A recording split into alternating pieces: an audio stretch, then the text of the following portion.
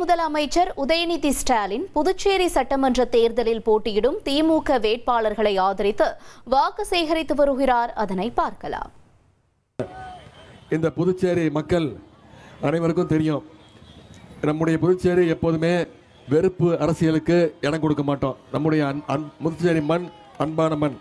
அப்படிப்பட்ட புதுச்சேரியில் இன்னைக்கு எப்படியாவது பாசிச பாஜக சக்திகளோட ஊடுருவல் இந்த புதுச்சேரியில் இப்போ அதிகமாகிடுச்சு. பாஜகவுடைய மக்கள் விரோத திட்டங்கள் எல்லாம் சோதிச்சு பார்க்குற இடமா இன்னைக்கு புதுச்சேரியை பாஜக மாற்றிக்கிட்டு இருக்கு. பாஜகவுடைய கொள்கை புதிய கல்வியல் கொள்கையை இன்னைக்கு புதுச்சேரியில் அமல்படுத்திட்டாங்க.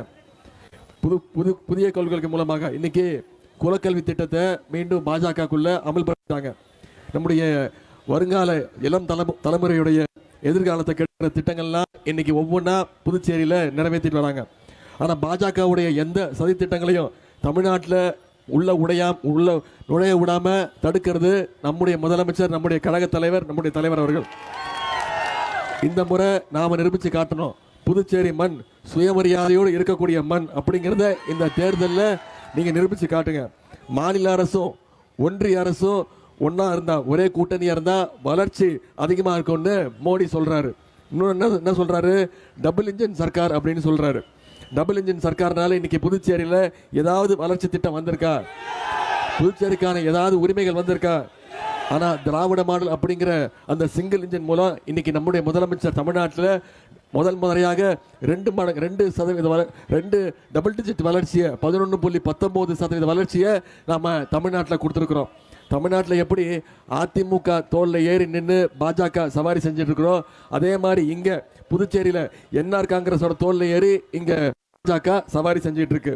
உண்மையிலே புதுச்சேரி மக்கள் மேலே ஒன்றிய அரசுக்கு உண்மையிலே அக்கறை இருந்ததா? புதுச்சேரி மக்களுக்கான இந்த மாநில மக்களுடைய ரொம்ப நாள் கோரிக்கை, நீண்ட வருட கோரிக்கை, மாநில அந்தஸ்து கொடுத்தாங்களா? கிட்டத்தட்ட 16 முறை தீர்மானம் நிறைவேற்றியும் இது அவங்க செய்யலை. மோடியால் செய்ய முடியாதுன்னு கிடையாது, மோடிக்கு செய்யறதுக்கு மனசு இல்லை.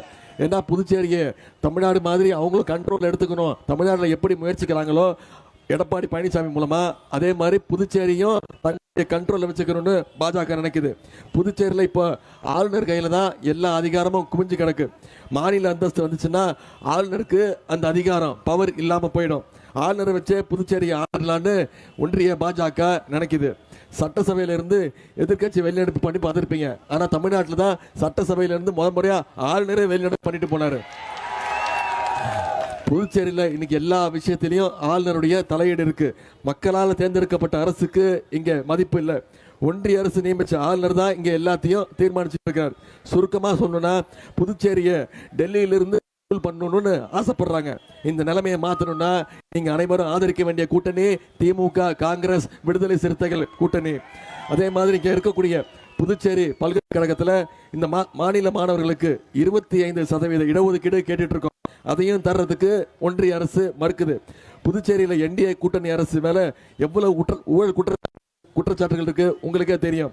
பொதுப்பணித்துறை கான்ட்ராக்ட்ல ஊழல், மாணவர்களுக்கு லேப்டாப் திட்டம் வழங்கினதுல ஊழல், ஸ்மார்ட் சிட்டி கட்டினத ஊழல், எல்லா துறைகளையும் இன்னைக்கு புதுச்சேரியில ஊழல் நிறைஞ்சிருக்கு. 1,27,00,000 மனங்களை வென்ற தந்தி டிவி யூடியூப் சேனல். தவிர்க்க முடியாத தம்ப்நெயில்ஸ், கலக்கலான கான்டென்ட்ஸ். நீங்களும் இந்த குடும்பத்தில் இணைய இப்பவே சப்ஸ்கிரைப் பண்ணுங்க. அசுரபலம் கொண்ட எங்கள் டிஜிட்டல் கரங்களில் உங்கள் விளம்பரங்களை சேர்க்க வாட்ஸ்அப் பண்ணுங்க. 8939888378. Email advtthanditv@dttv.in.